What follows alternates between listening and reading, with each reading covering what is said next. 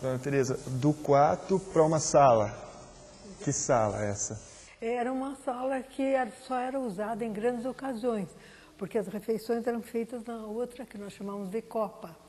Mas aqui tinha um canto onde a gente ficava para conversar e onde meu pai se posicionava para ler o jornal. Eu vi meu pai muito compenetrado, preocupado, ouvindo as primeiras notícias da possibilidade de guerra, as primeiras notícias da ditadura de Vargas, não?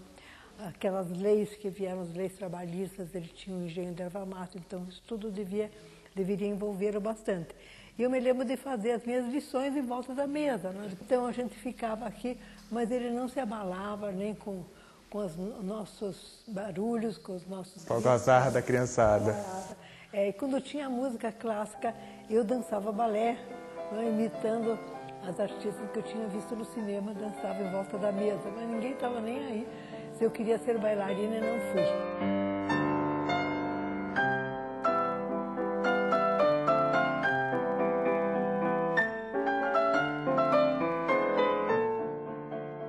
Esse relógio, depois que terminou o cerco da Lapa, né, que a cidade se rendeu, os Maragatos saquearam a casa. A única coisa que eles não puderam carregar é esse relógio de pêndulo.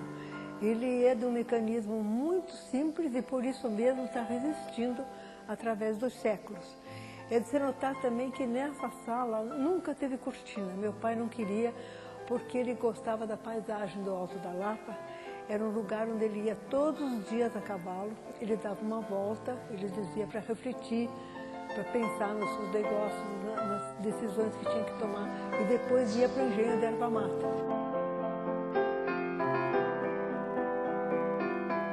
Nesse canto, nós vemos o canto da avó Madalena. Ela sentava aí servindo as roupas, costurando as roupas da netarada, né, 12 netos, e também contando histórias. Dona Teresa, saindo do cantinho da vovó, a gente chega no cantinho de quem aqui?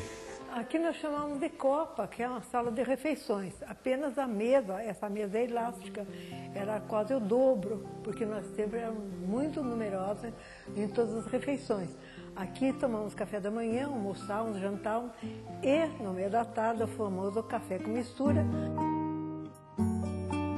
O café com mistura, a mistura não era que o café fosse misturado, era os ingredientes que se comiam durante o café.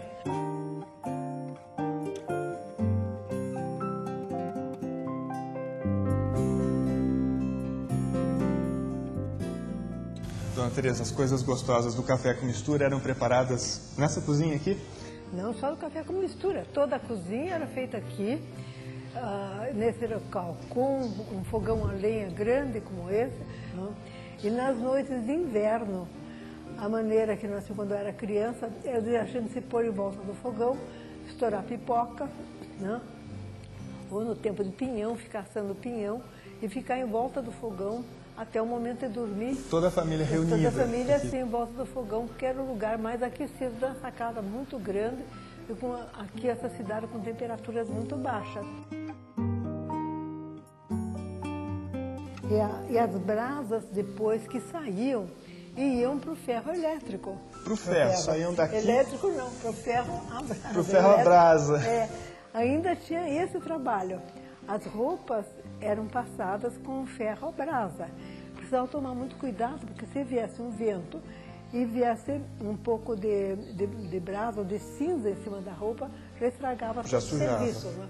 Então vocês podem imaginar o que era a vida das mulheres nessa época. Ali nós tínhamos armários todo ao longo da parede, onde ficavam estocadas as goiabadas, pessegada, marmelada, doce de figo, o doce de pêssego, né? Composta de pêssego. Isso tudo era trabalho constante na época que existia fruta.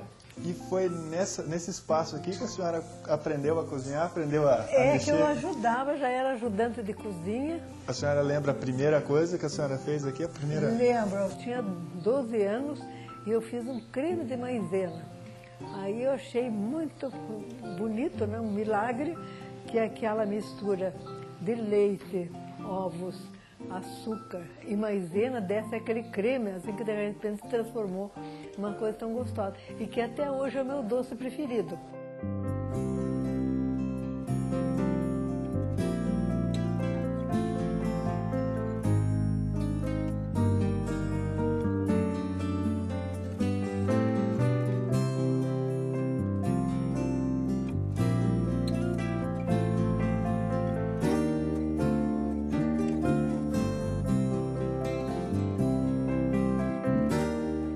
Nós chamamos de terraço, que era um lugar de reuniões para nós. A família estava sempre aqui, principalmente no verão. Vocês veem que tem ganchos para a rede, as pessoas sentavam na rede, nós conversávamos, as crianças brincavam, onde as mulheres iam costurar, fazer tricô. Era um lugar bastante agradável. Esse jardim é conservado como era desde o tempo da minha avó. Havia mais rosas, que era a paixão do meu pai. E lá para os fundos nós tínhamos um enorme pomar com todas as árvores frutíferas que vocês possam imaginar. E essas portas que eu estou vendo embaixo das janelas? São os porões que eram necessários para o tipo de construção da época. Eu entrei muito nesses porões com a minha sobrinha, que era da minha idade. Era uma aventura. Era uma aventura. Eu pegava bicho de pé, lógico, né? Então, de repente, eu não sabia o que estava coçando, eu estava com um bicho de pé que pegou aí. Mas éramos só nós duas que tínhamos coragem de fazer esse percurso. As outras crianças não tinham. Tinham medo. Medo de quê? Quais eram as histórias, as lendas? Monstro, né? Mas eu era corajosa, né? Eu ia. Eu me lembro que tinha uma passagem que era tão estreita que nós duas, bem magrinhas, meninas magrinhas, tínhamos que rastejar para passar. Mas a gente enfrentava aquilo tudo, né, para mostrar coragem.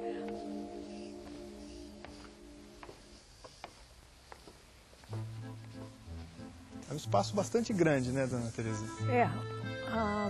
O jardim era exatamente esse. Aqui, essa árvore é uma glicínia, né? Ela tem história também, porque sempre tinha um pé de glicínia nesse jardim, plantado pela minha avó. A minha avó lidava muito no jardim, a avó Madalena. Ela sentava num banquinho. Quando não era esse tipo de calçamento, se havia ervas daninhas, ela se empenhava em tirar as ervas daninhas. E a glicínia teria a seguinte história, que a glicínia floresce em setembro. E como meus irmãos mais velhos saíam para estudar, iam para fora, para Curitiba, para o Rio, quando as glicínias floresciam, ela sempre tinha esse comentário: agora já está próximo que os rapazes vão voltar para casa, porque em dezembro era a época das férias e que eles voltariam. Então ficou essa lembrança associada a esse comentário da avó Madalena. É interessante que cada neto achava que era o preferido dela.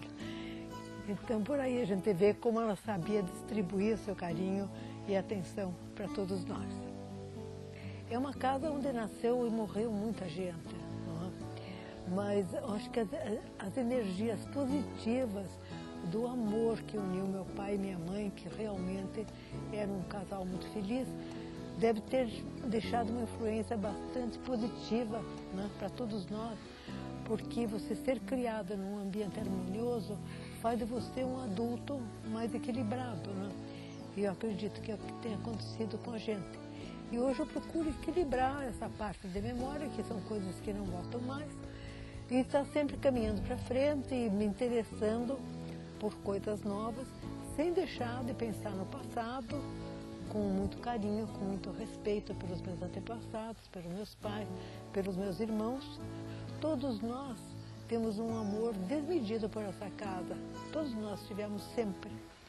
E essa casa tem história. Essa casa tem história.